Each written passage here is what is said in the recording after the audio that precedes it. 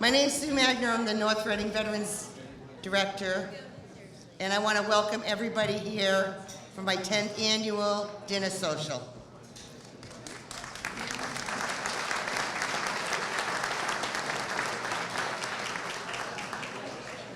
We have a busy evening this evening.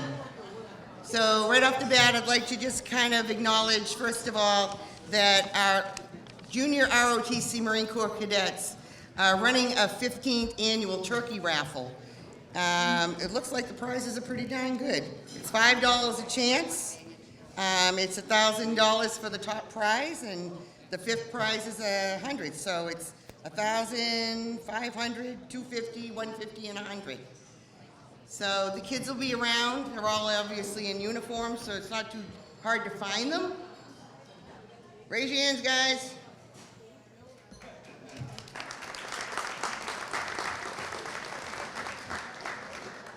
The drawing will be on the 28th of November. All they need is your name and number. You do not have to be present.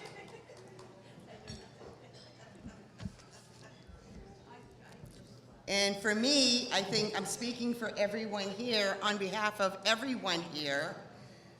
I personally, and I think everybody is in agreement with this, we would like to thank Mark Ginsburg for his generosity in providing us with this amazing venue, this spectacular venue, and providing all these meals.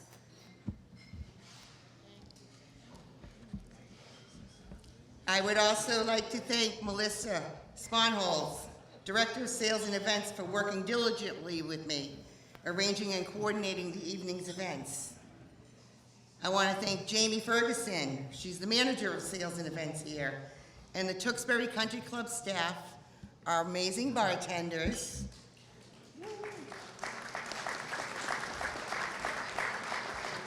And you will be provided with a scrumptious dinner, I guarantee. So if everybody notices on their tables, there are what we call tip jars, okay? And I'm asking you to all take the time and put some money in those tip jars and tip the wait staff, because, you know, when we're doing these venues and we are paying for the meals, or you're paying for your meal, your gratuity is typically included in that. So let's take good care of all of them and make sure we take care of all of them properly. In addition, I would like to take this time and thank Brad Bizzotti, who is our DJ up there.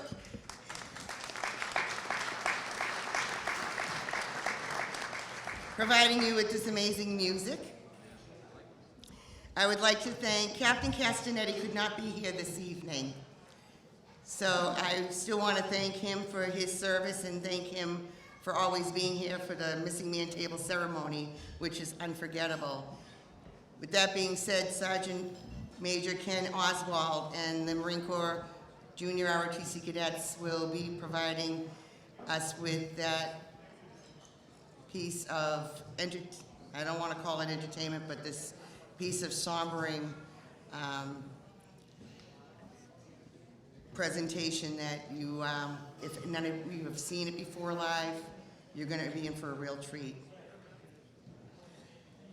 They obviously run an outstanding program with these cadets who have been champions for how many years? National champions? Sergeant Major, how many years have they been national champions? 4 times national champions. They're an absolute treat. I want to thank the United States Marine Color Guard, 25th Marine Regiment out of Fort Devens, who have been here now 10 years for us.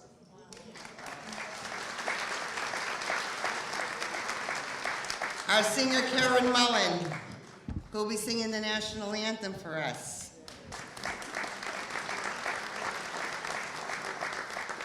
Dave Doucette and NORCAM for always filming all my events.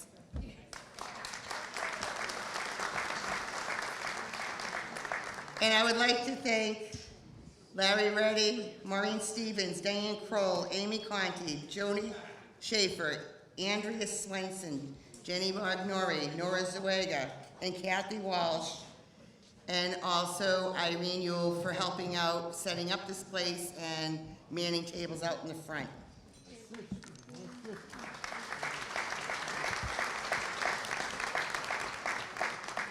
I would like to recognize our honored guest speaker, who is the first woman ever to command the Mass Air National Guard, and that would be Command Chief Michelle O'Keefe.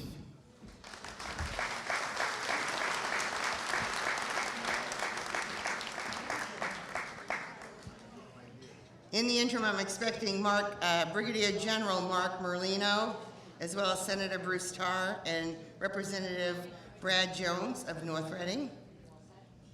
I would like to acknowledge our Select Board member, Leanne Gonzalez.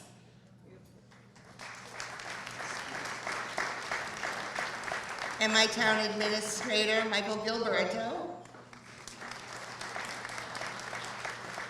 Reverend Rachel Fisher, who will be giving us the blessing.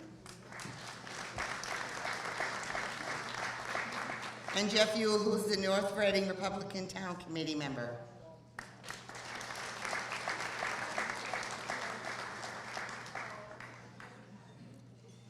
I would personally like to recognize all the veterans and warriors who have joined us this evening.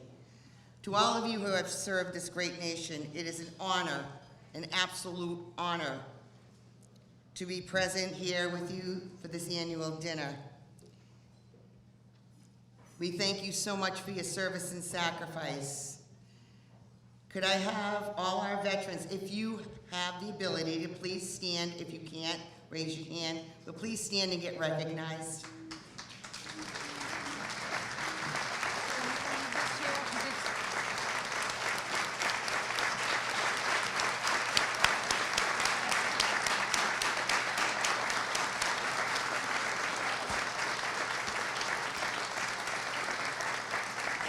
You are the reason we are here this evening. You are the reason why we do this every year. Can't thank you enough for all you've done. And know that we're here for you as veteran service officers in every single city and town throughout the state of Massachusetts. Many of our veterans and warriors live with physical injuries and emotional traumas. Many of their faith is unknown, and many more have paid the ultimate price.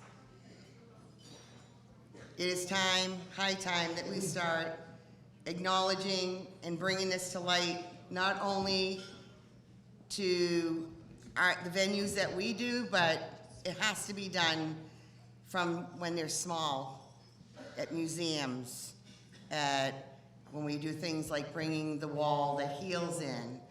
You know, all these things, Veterans Day ceremonies, Memorial Day ceremonies. It's important that we get the kids involved and let them know what this is all about, because, you know, these are their forefathers, and these are people, grandfathers, great-grandfathers, getting to the point now it's grandmothers, and like me, and that, you know, that it's important that we definitely teach them properly and let them know what this is all about. With that being said, I'd like everybody to please stand.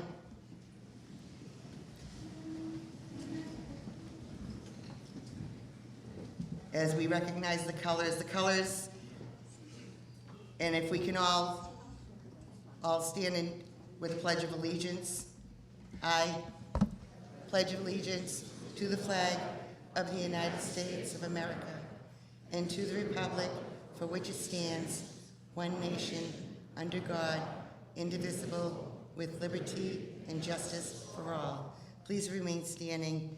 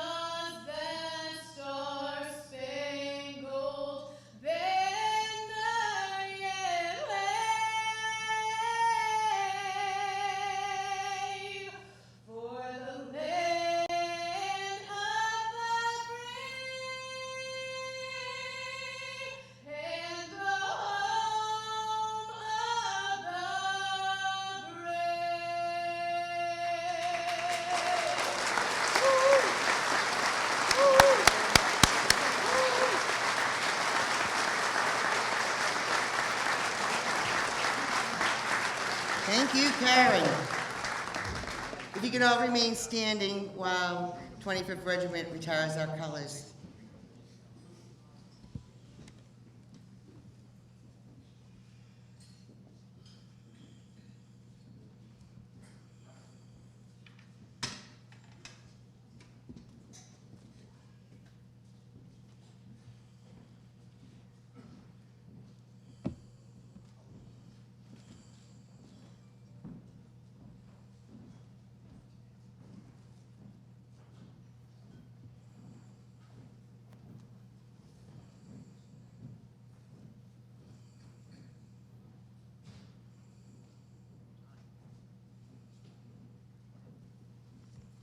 Please be seated.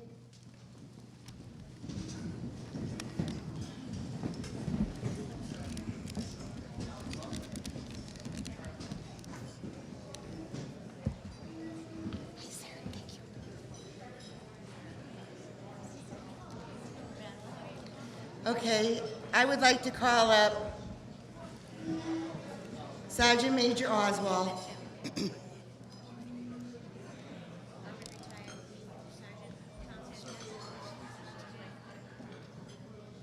And the Junior ROTC Marine Corps Cadets of the Lynn English I.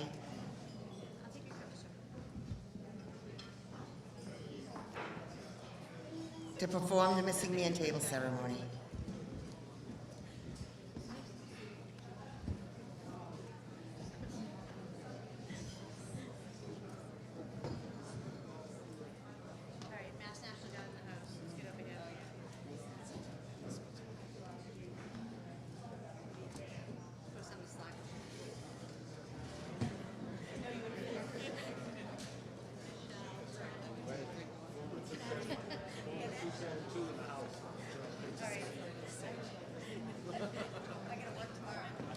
We're waiting for some equipment to be fixed real quick.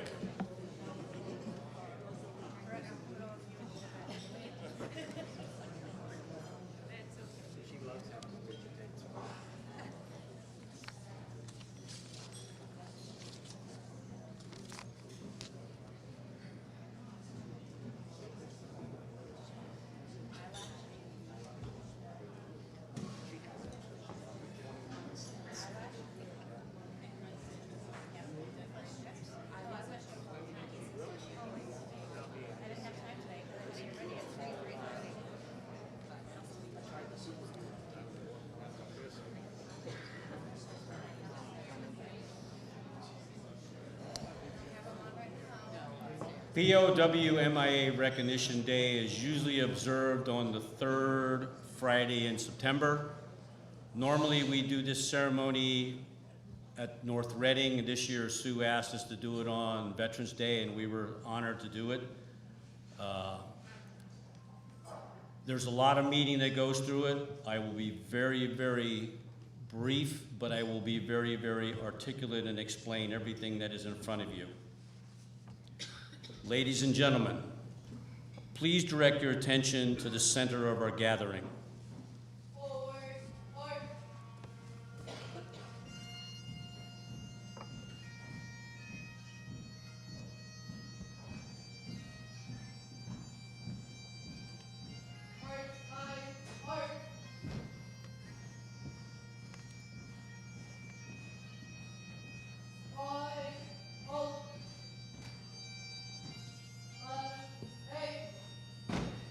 You may have noticed the table sits before you.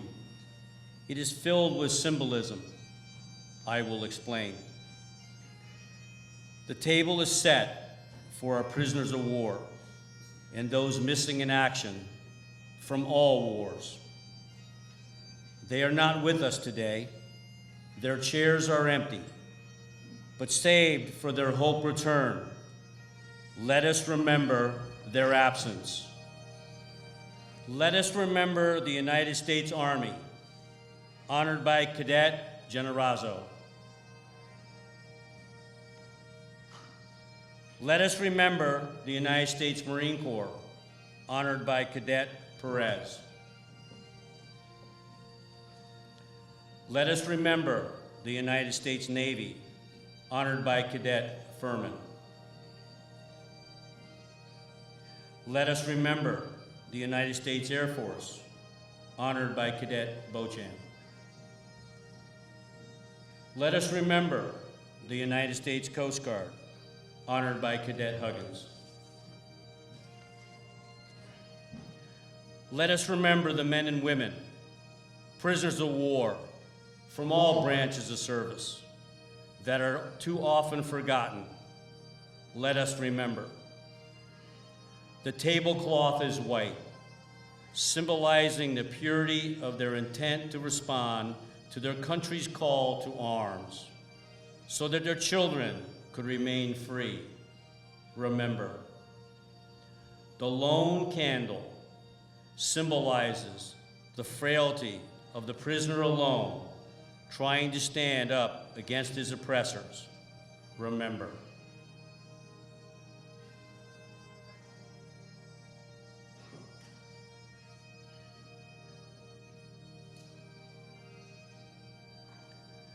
The black ribbon on the candle reminds us of those who will not be coming home.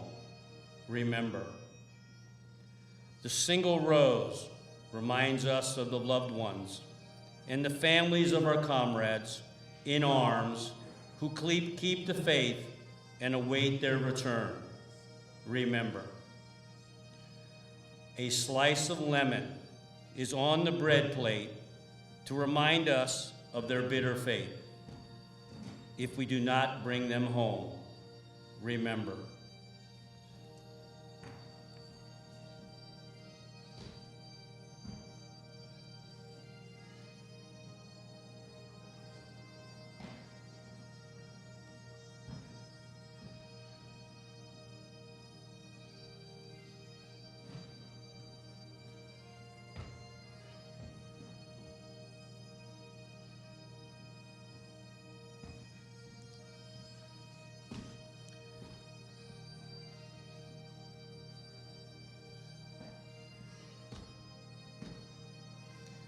There is salt on the plate, symbolic of the family's tears as they wait and remember.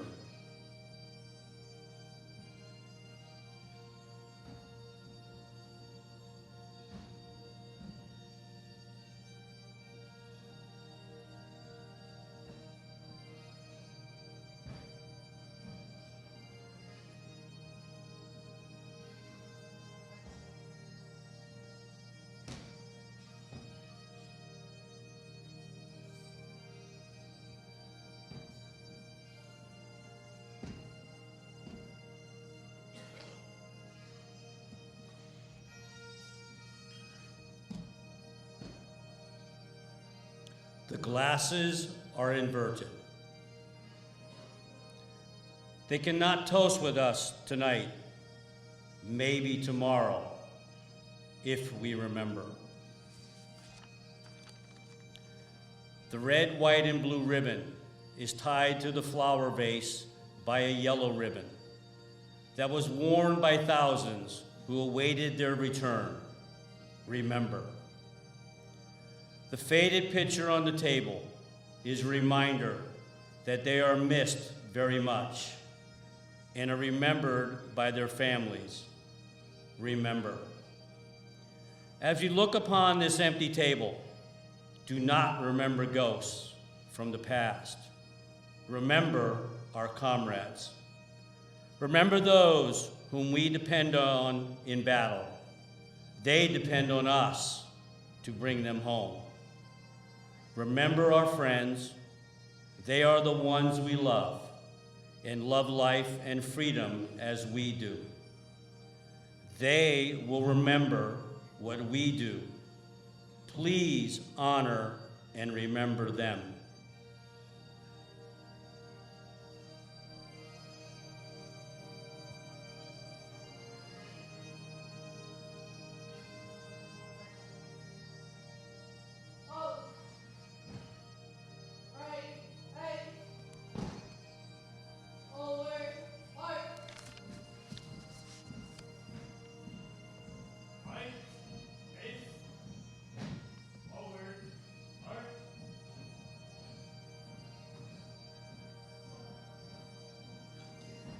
as Cadet DeLeon extinguishes this candle, let us transfer its flame to our hearts and remember.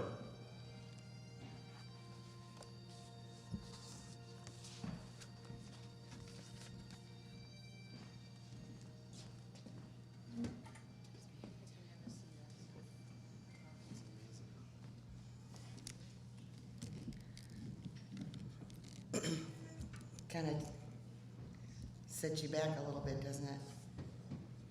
Thank you, guys. You guys are all amazing. At this time, I would like to call up Reverend Rachel Fisher to deliver the blessing.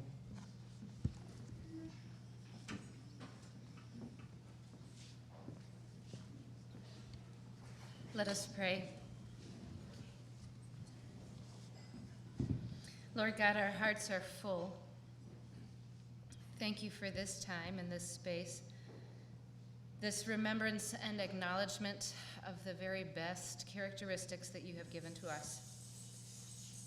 God, we see this beautiful room with the lovely dishes and glassware and lovely clothes and white tablecloths.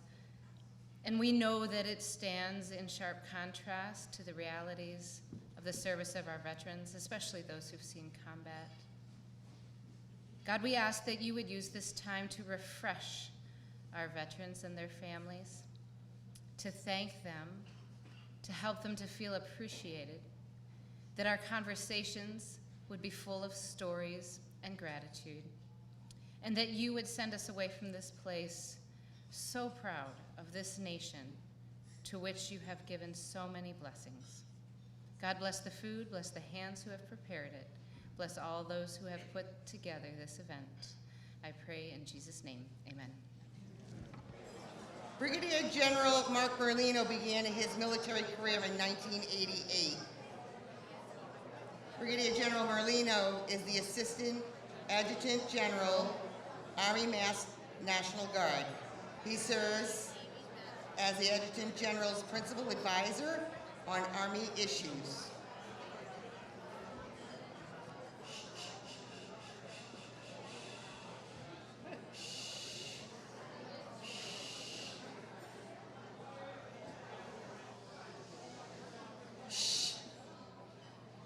He is responsible for liaison with external partners to include the state, local, and federal interagency non-governmental organizations, National Guard Bureau, and the Department of the Navy. He has oversight of Army facility construction and stationing and is a voting member of the State Retired List Board. He chairs the state partnership program with the Republic of Paraguay, the Risk Reduction Resiliency and Suicide Prevention Council and Joint Diversity Executive Council. He's the president of the Academic Board and Senior Service College Selection Board. He is responsible for supporting and shaping the force. Please welcome General, Brigadier General Mark Merlino. You didn't want me to go on? Nobody wants to hear that. All important stuff. So, I'm very humbled and honored to be standing in front of you. I'm a local kid from Burlington, Massachusetts. Enlisted in 1984 as a private at Camp Curtis Golden Reading. Very proud to be a citizen soldier. I work at Raytheon, but I'm a citizen soldier in Massachusetts. We have the oldest units in the country going back to 1636. When the Continental Army started back in 1775, George Washington mustered the Continental Army in Cambridge, Massachusetts. We have the 4 oldest units. I was the battalion commander of one of those units, 101st Engineer Battalion, and it's quite an honor. We have the first battle streamers, Lexington and Boston, that we carry on our battle streamers. And we get to serve our country both here in the state as well as overseas. I've served with my battle buddy over here, Amy, in Afghanistan back in 2011 and 12, but also as the task force commander at the Boston Marathon bombing. So we have that fortunate thing. So I'd like to start off first by handing out some coins to our veterans, because that's what we're here to do, to celebrate. Do we actually have any World War II veterans in the audience? Probably not. Probably not. How about, let's go Korea? Do we have any Korean veterans in the audience? Right here. If you could stand up, please. Stand up. Let's give them a round of applause. So I'm just going to ask you a question, gentlemen. I want to know who served the longest. How many years did you serve, sir? 2 years? That's, hey, back then? 2? How many years you served back there? 4? Okay, 4 years. So he wins the coin for serving the longest, but if I had a coin to give you all, I'd give you all, but thank you.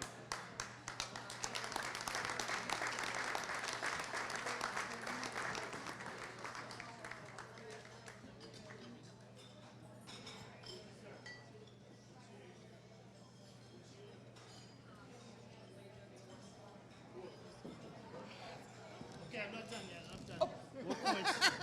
Okay, sorry about that. Okay, let's go to Vietnam. If we have all Vietnam vets, please stand up in the room. Vietnam vets. Give them a round of applause.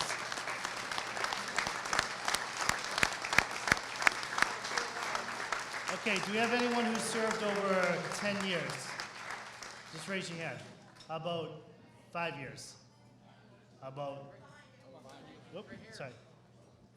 How many years, sir? 5. How many? 6. Okay, I'm going to give it to you, sir. But thank you very much for our Vietnam vets for the sacrifice.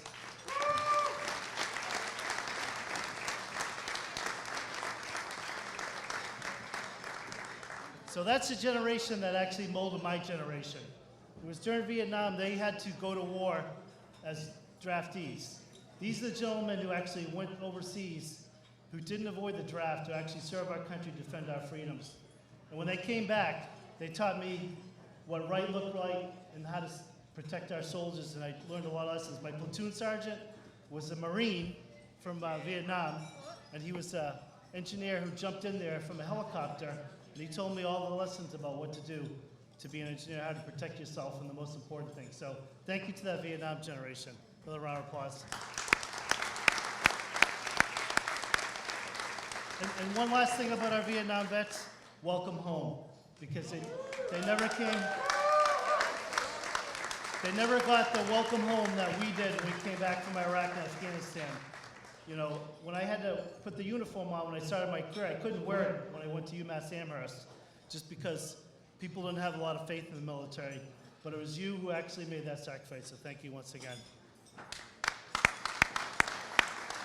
The next thing I'd like to talk, moving forward, do we have any Cold War folks who served in the Cold War didn't get deploy overseas?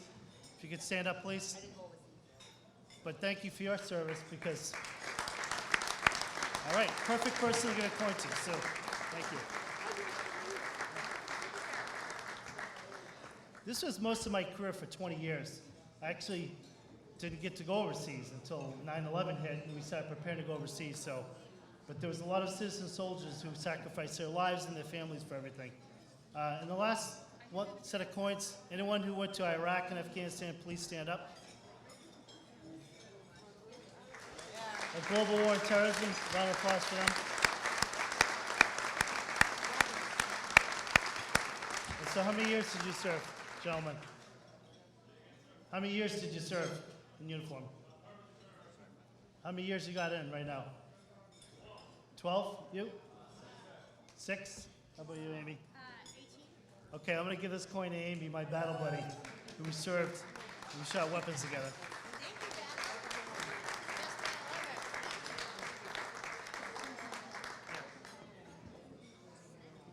Oh, is he?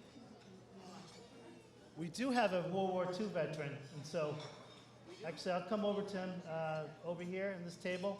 Sir, the greatest generation of all time to set us up for our freedom. So I'll have a round of applause.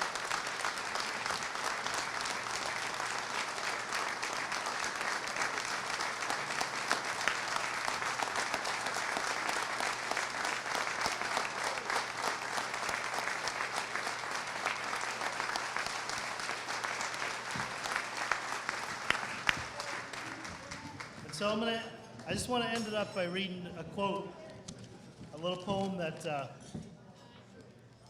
our president from the Greatest Generation, Ronald Reagan, actually wrote before he passed away.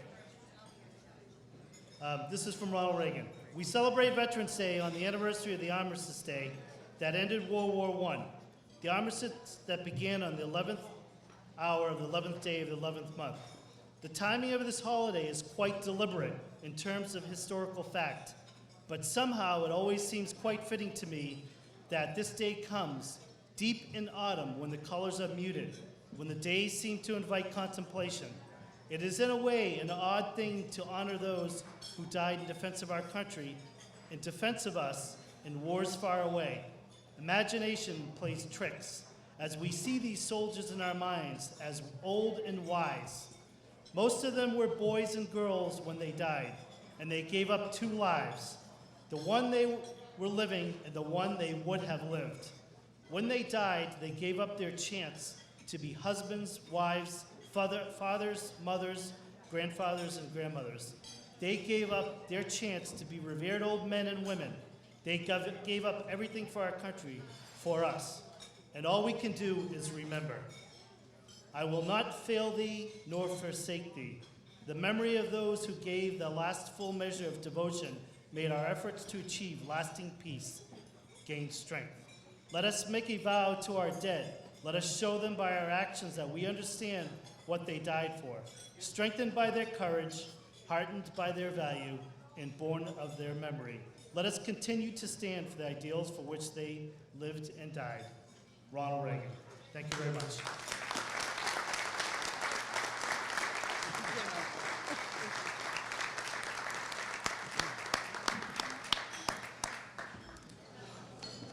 Hello, everyone. I was given the honor and asked by Susan Magna, our amazing Veterans Director, Yay, Sue! to welcome you all here.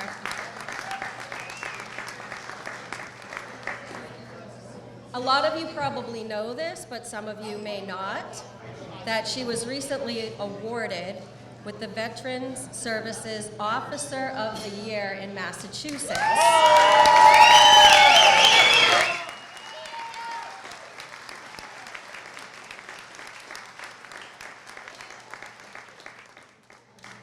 Yes, we're very lucky to have her.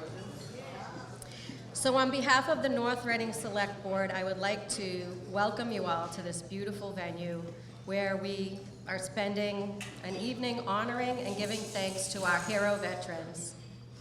I was so honored to be asked to speak tonight as I come from a large family of vets. My father served in the Korean War. My brother served there during the 80s. Many of my cousins served in Vietnam and continue to have military careers. I currently have cousins serving overseas who've done several tours in the Middle East. I myself actually had the honor of living on the base of West Point with cousins for a summer when I was 15 and had no idea where I was living and did not appreciate. But I do like to brag that I worked in the commissary and bagged groceries for generals. I have the utmost respect for each and every one of you, and I'd like to personally thank you all for your service. I'd like to leave you with a poem titled Final Inspection. It was written by Sergeant Joshua Heltenbrunn. The soldier stood and faced God, which must always come to pass. He hoped his shoes were shining just as brightly as his brass. Step forward now, you soldier. How shall I deal with you? Have you always turned the other cheek to my church? Have you been true? The soldier squared his shoulders and said, no, Lord, I guess I ain't, because those of us who carry guns can't always be a saint. I've had to work most Sundays, and at times my talk was tough. And sometimes I've been violent because the world is awfully rough. But I never took a penny that wasn't mine to keep, though I worked a lot of overtime when the bills got just too steep. And I never passed a cry for help, though at times I shook with fear. And sometimes, God forgive me, I've wept unmanly tears. I know I don't deserve a place among the people here. They've never wanted me around except to calm their fears. If you have a place for me here, Lord, it needn't be so grand. I've never expected or had too much. but if you don't, I'll understand. There was a silence all around the throne where the saints had often trod, as the soldier waited quietly for the judgment of his God. Step forward now, you soldier. You've borne your burdens well. Walk peacefully on heaven's streets. You've done your time in hell. Thank you all.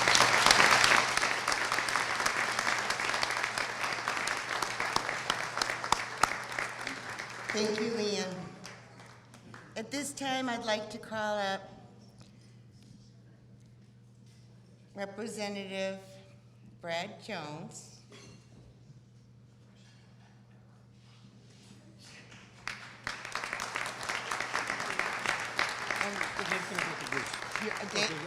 And your, what's that name? Robertson. Oh, jeez.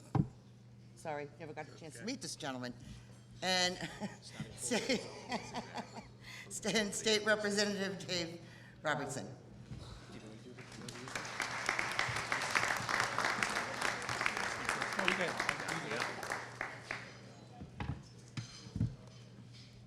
No, they don't make these podiums for guys like me. So, good evening. My name is Representative David Robertson. I have the pleasure of serving and representing the people of Tewksbury. So first I wanted to thank you all for coming out this evening on behalf of our veterans. As I had the opportunity to say earlier into the day, we come from a special part of the world. This continuity in the supper tonight is a continuation of 243 years of tradition, starting in the Revolutionary War, in which men and women from Tewksbury and Wilmington, North Reading, Linfield, have risen to the call of the nation time and time again.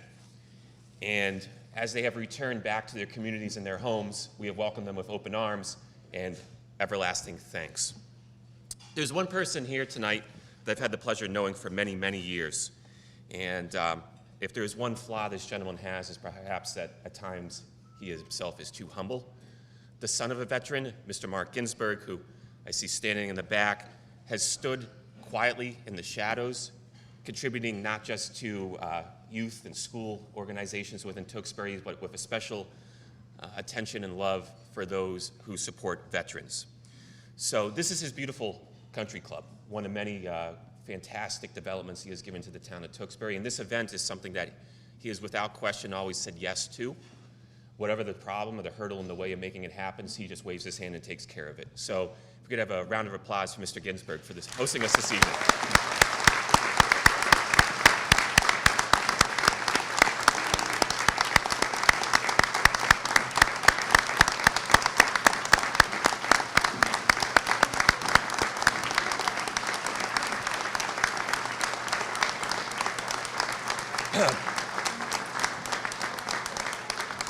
So,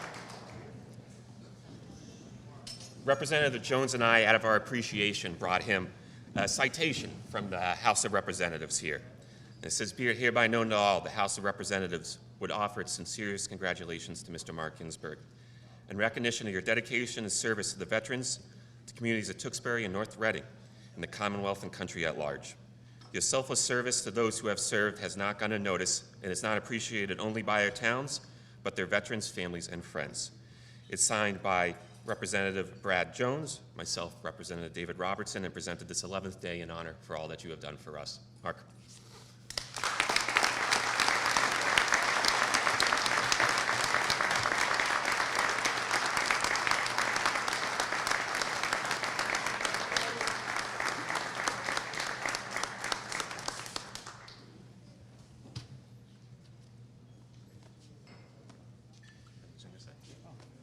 Well, thank you very much. Okay, I'm very small than Dave over here.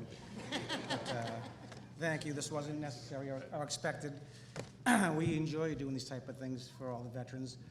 My son right now is in Kuwait for 9 months in the Army, so it's hard when you see all you guys out here and all what you do. So we just want to give back to you for what you've done for us. So thank you very much.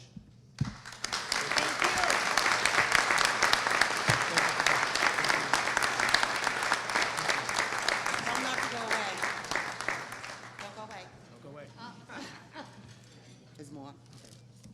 Senator Char?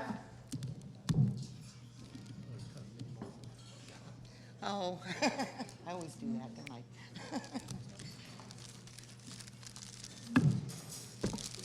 Did you want to say a few words? Well, thank you very much, Sue, and good evening. And the very first words that I want to say are appreciation for you. Yay, Sue. You,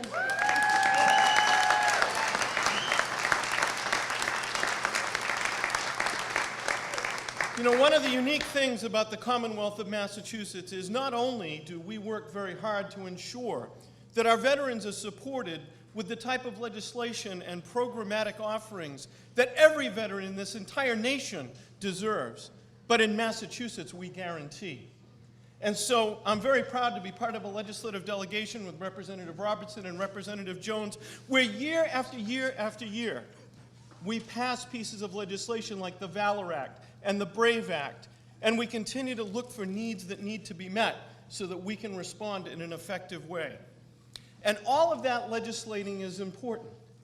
But what's also important is that we make sure that the veterans who need those services and deserve them have a way to navigate a system that can sometimes be complicated and confusing. And so in Massachusetts, we also require that every veteran service officer also be certified to ensure that they can provide the kind of quality assistance that we expect for our veterans community. And so we expect that our veteran services officers be at a very high level. And there is no better example of someone who meets that level and exceeds it than Susan Magner. So I first want to say thank you to you for your work and for getting us together tonight.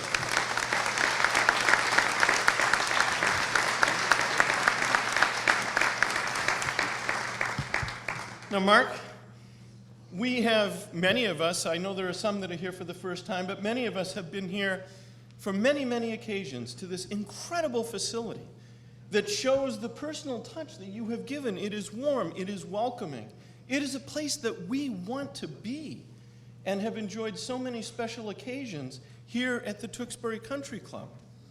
And that's what makes it even more important that not only have you created this facility, which is an economic opportunity for our region and a place for us to come and celebrate special times, but you also throw those doors open, and when it comes to veterans, you say welcome.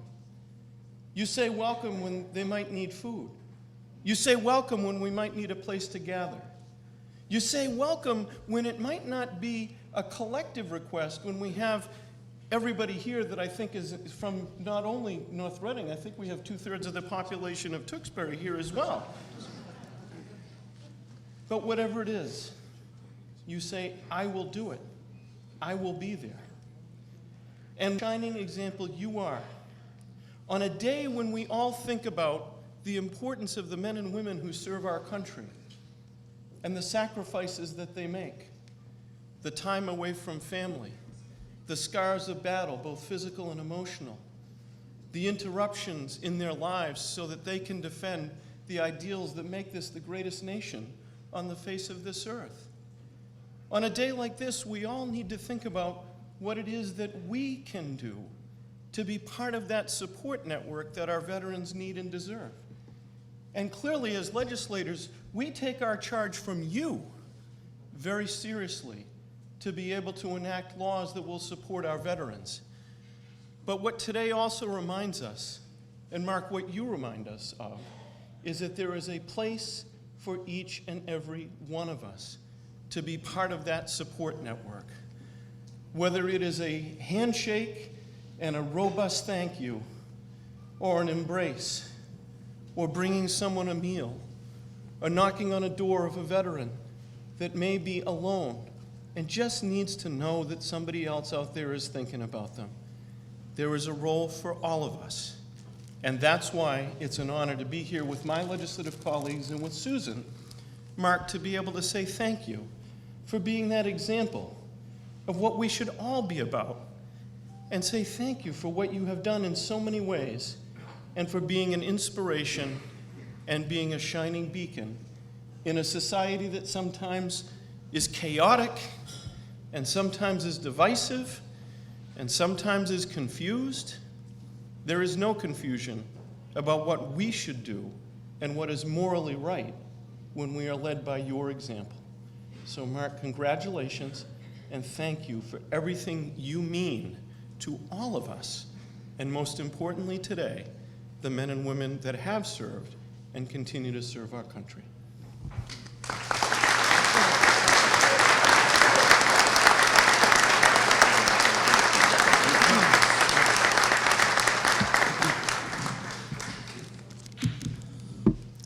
I know you didn't want to come. I thought I didn't want to come. No, let me clarify.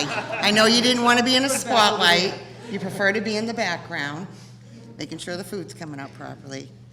But for us as veterans, and I'm sure I'm speaking on behalf of all of us, with the issues that we deal with every day and people not acknowledging through the years, and still sometimes, a lot of times today, things get taken for granted, and we want to personally thank you for all you've done for us. So with that being said, I'd like to present this plaque on behalf of all the veterans in here, presented to Mark Ginsburg, 11 November 2019, in recognition of your support of veterans, warriors, and their families. Many lives have been touched by your generosity and kind spirit, and for this we thank you.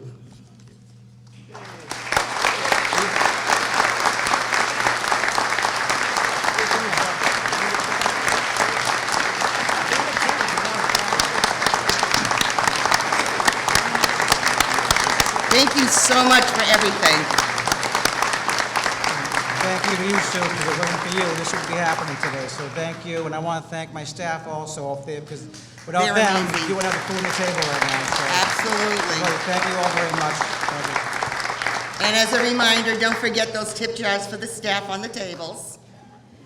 And before anybody goes too far, you can be dismissed if you want.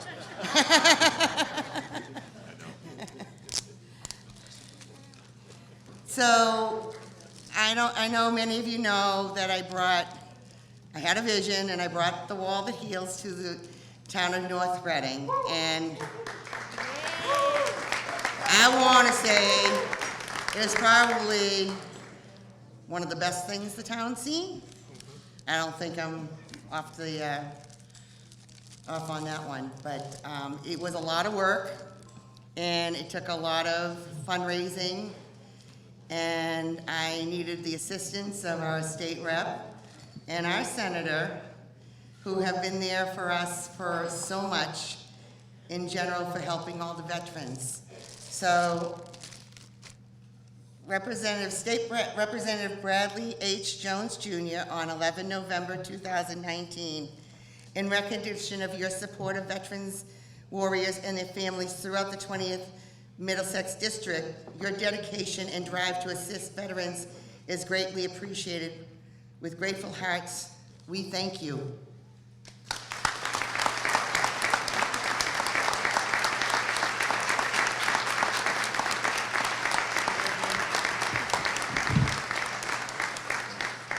And then as a last minute cry for help, I should say, when Senator Tarr asked me what he could do to assist with the fundraising and whatnot for the event, I said to him, get your constituents to help me out. Tell them to dig deep in their pockets. Because literally I did send out probably about 1,500 letters between businesses, representatives, VFWs, Legions, NYSA Columbuses, throughout the whole entire state, because this event was for the whole entire state as well as a good chunk of the New England area. So Senator Tarr got it on the last minute on the budget for the FY20, and we were able to get $10,000 to cover the cost of the wall.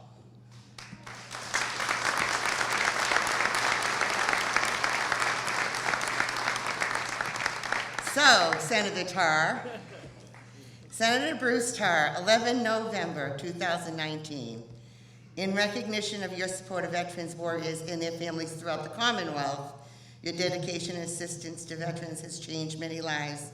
With grateful hearts, we thank you.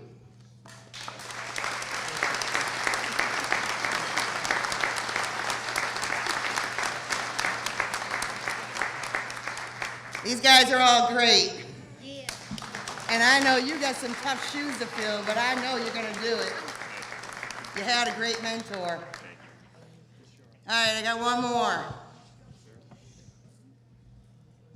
And he's gonna have to come down the stairs for this one. So for the last 4 years, our DJ, Brad Bizzardi, who's up in the rafters up there, has been taking care of us for all our music and donating his time. He also showed up on the slide for me for the event for the Wall That Heals and pumped up the music and the sound system for us. Brad, you got a minute? Can you come downstairs? So he's been supplying us with this fabulous music. I don't know about you, but I'm enjoying it. And by the way, he does take requests.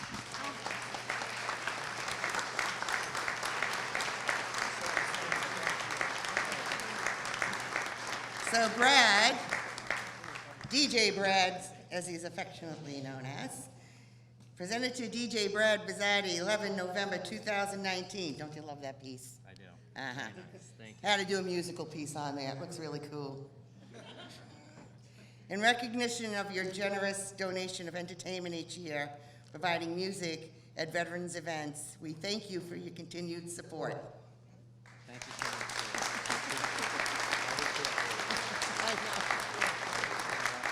I know. I want to thank all the veterans here today with a big round of applause to all of you. I appreciate you. And tonight is dedicated to you. Thank you. So with that, anybody else? Yes. Mr. Brad. Thank you, Susan, and good evening, everyone. And as Bruce touched on, some of you have been to this facility maybe many times. This is my first time here. When I walked in the doors, I honestly couldn't think of a better way to finish Veterans Day than coming into this beautiful facility. I couldn't think of a better way of offering a warm welcome to all our veterans. So a warm welcome home, and thank you for your service. You know, Susan touched on what a great year we've had in North Reading, and she is a principal reason for that. The Wall That Heals was just a tremendous community event, a Commonwealth event, where people from North Reading came, sometimes quietly alone, sometimes with their family and their friends, to remember, look for a name, a loved one, a friend, a brother, a sister. I had a high school friend whose father's name was on that wall, and he never knew his father. His mom was expecting him when his father went off and never came home. And to think that every one of those names has a special story behind it. And the people that took time to come and visit and to relive that story and to think about that story and what it meant to them and their families and their communities was just tremendous. And that was because of Sue Magner. And, you know, I think it's been mentioned that she was named Veteran Service Officer of the Year. But what I think is maybe a little understated is she was chosen by her peers. And that's perhaps the highest compliment you can be paid, is when you're chosen the best of all by your peers. And that's Susan Magner. And we are very, very privileged in North Reading to have her as our VSO and to have put together such a wonderful event with the Wall That Heals. And she just does a wonderful job year in and year out, but 2019 was a banner year. So I have a citation for Susan that I'd like to give to her.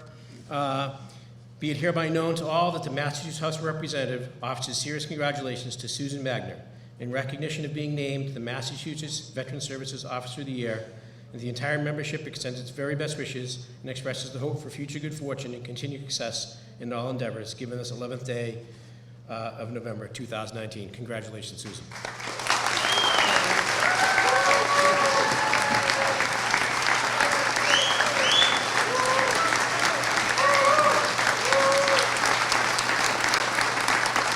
So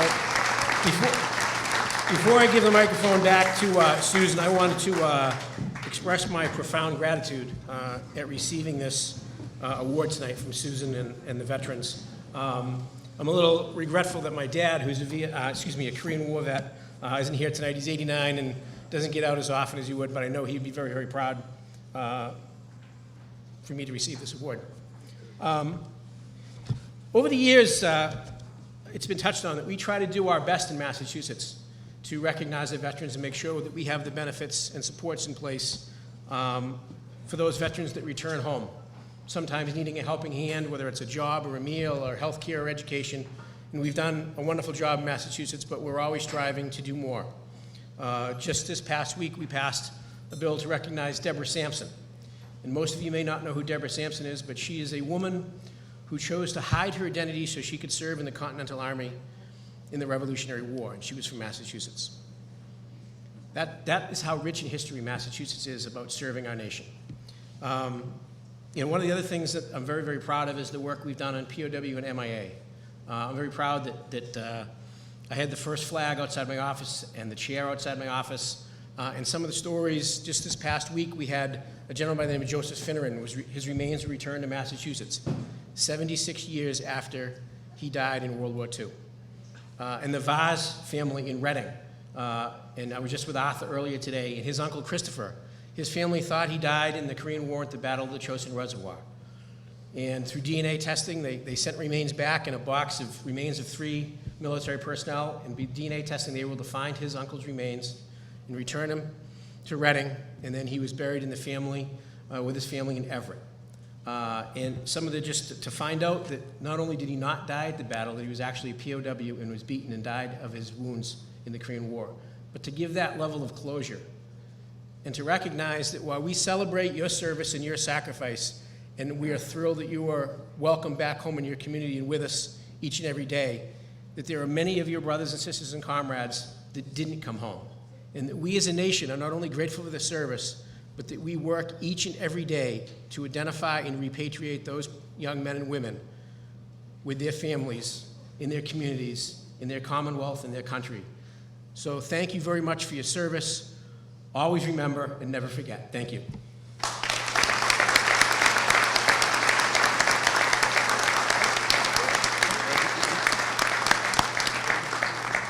Thank you all so much. At this time, I would like to call up our honored guest speaker. Command Chief Master Sergeant Michelle O'Keefe is the Command Chief Master Sergeant of the Mass Air National Guard located at Hanscom Air Force Base in Massachusetts. As a top enlisted member of the state, she is responsible for providing leadership to the enlisted forces where she plays a vital role in the readiness and force development. She's responsible for the management of 2,000 airmen throughout the state that are geographically separated at 2 wings and headquarters.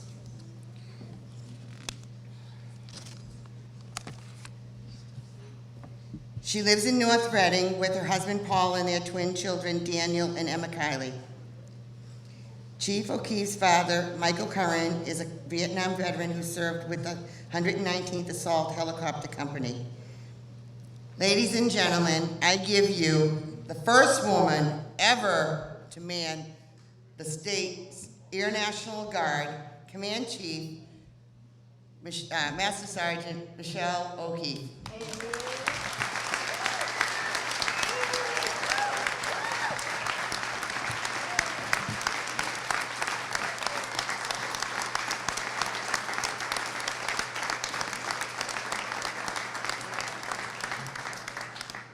Good evening. I'd like to thank Susan Magna for her dedication to our veterans and for all her hard work in organizing tonight's event.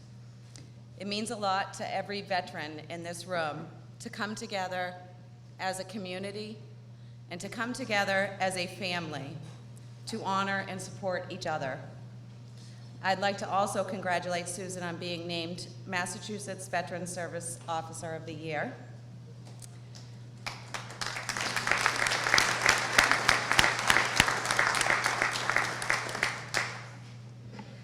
I play a dual role, actually, at the Joint Force Headquarters. I'm also the Director of Personnel Actions at the state headquarters for the Air National Guard. So I received many phone calls from veterans having trouble reaching their VA representatives. And I personally experienced this with my dad. I had been encouraging him to file a claim with the VA for his multiple symptoms related to Agent Orange. He eventually had put his pride aside after many years of suffering, and he had reached out to his local VA representative. He called and left several messages and never received a call back. So Susan probably doesn't remember this because I wasn't the command chief at the time. And I reached out to her for some advice. This was many years ago. And although she couldn't take the case on herself, and neither could I, because you have to go through the VA rep that represents you in the town, Susan reached out to his VA rep and ensured that my father got a return phone call. He is now receiving the care that he needs, but more importantly, the care that he deserves. Our community is very fortunate to have Susan, and I am thankful for all she does for our veterans. So once again, well deserved, Susan. Thank you.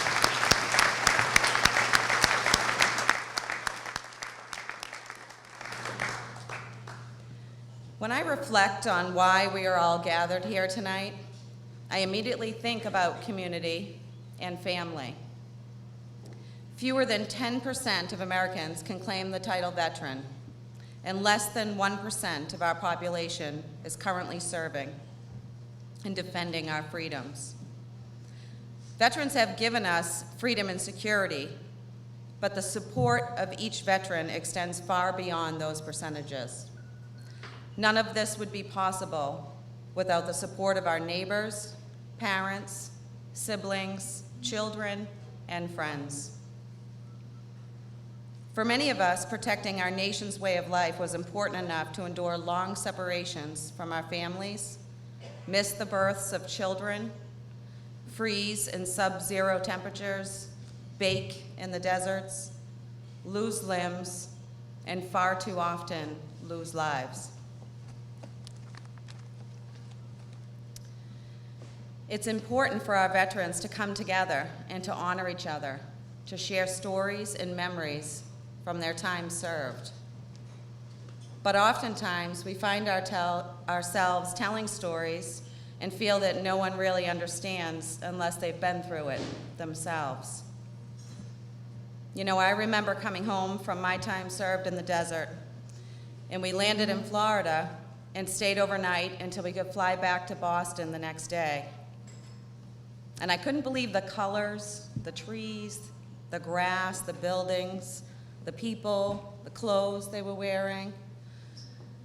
It was all so strange to me. For months, all I had seen was desert brown. The sand, our uniforms, our tents, the buildings, everything was desert brown. And then I remember going out to dinner that night, and I was looking around at all the people who were laughing, and they were smiling, going about their daily lives, having no idea what our soldiers and airmen were sacrificing on the battlefield at that very moment. It was a hard adjustment for me, and I remember being mad at first. I was looking around just thinking, how are these people so happy? And then I realized that that was our purpose. That our job was to ensure that Americans could go about their daily lives with freedom and security. We are a unique group of people who have the ability to form together as a family and to look out for one another. No matter the circumstance, whether it was in basic training, technical school, the NCO Academy, deployments, my time spent at the wing, at the Joint Force Headquarters, or my time spent with you here tonight. You are all family, and I am grateful to all the veterans who came before me and provided me the opportunity to serve our great nation. Today we salute the service of all veterans, and we keep in our thoughts and our prayers the fallen, the missing, and those who are currently serving in harm's way. I want to thank you for a great evening, and I am honored to be here with you tonight with each and every one of you. God bless America.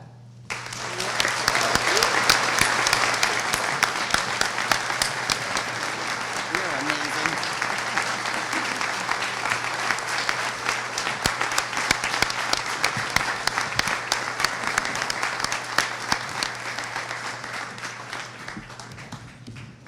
Thank you, Chief. Okay. Sergeant Major.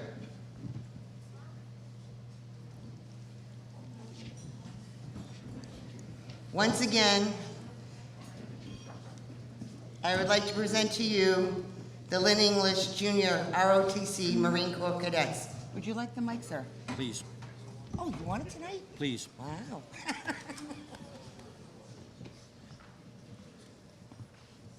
It's going to take them a few minutes to get ready.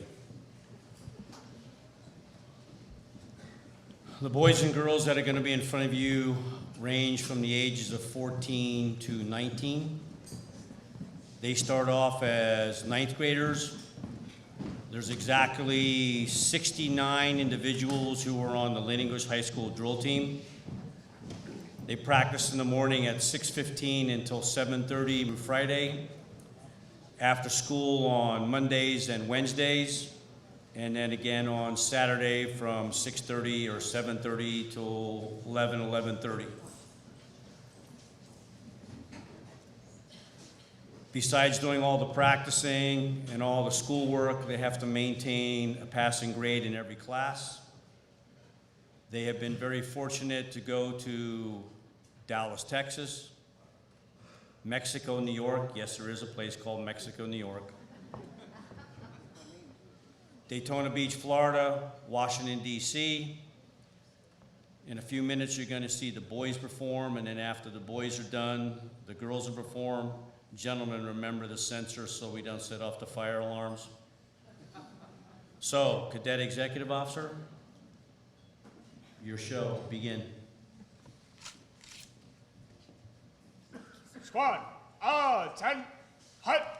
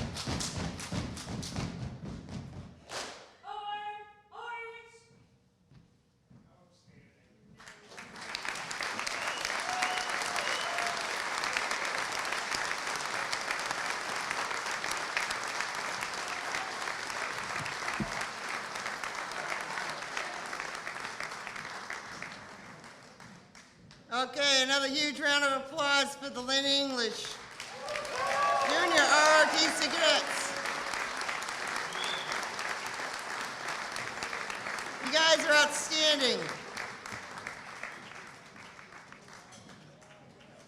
Sergeant Major Oswald, thank you again so much.